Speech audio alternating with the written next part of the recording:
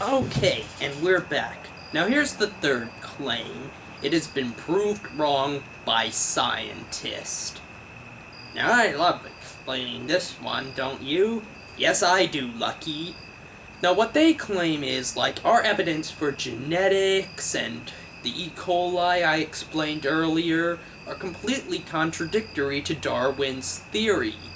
But we must remember this. When Darwin published his theory in the 19th century, there was still a lot they couldn't explain. Essentially, it's like having a puzzle, but you don't have all the pieces.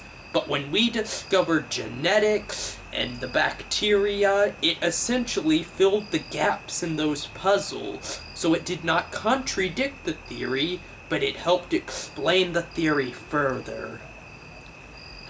It sure is beautiful, isn't it? Yes, it is, Lucky. And now we shall move on to number 4 in the list. It's completely random.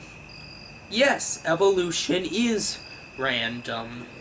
The genetic genes are somewhat prone to becoming mutated and distorted.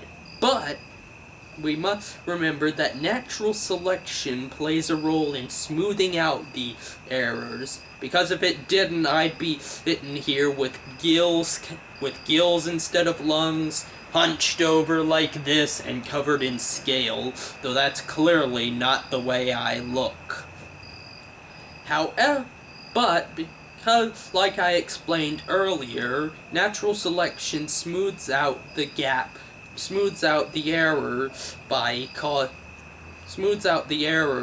by getting rid of genes that don't benefit in sexual reproduction. It helps prevent some of the randomness in evolution. Next we shall talk of the missing link claim.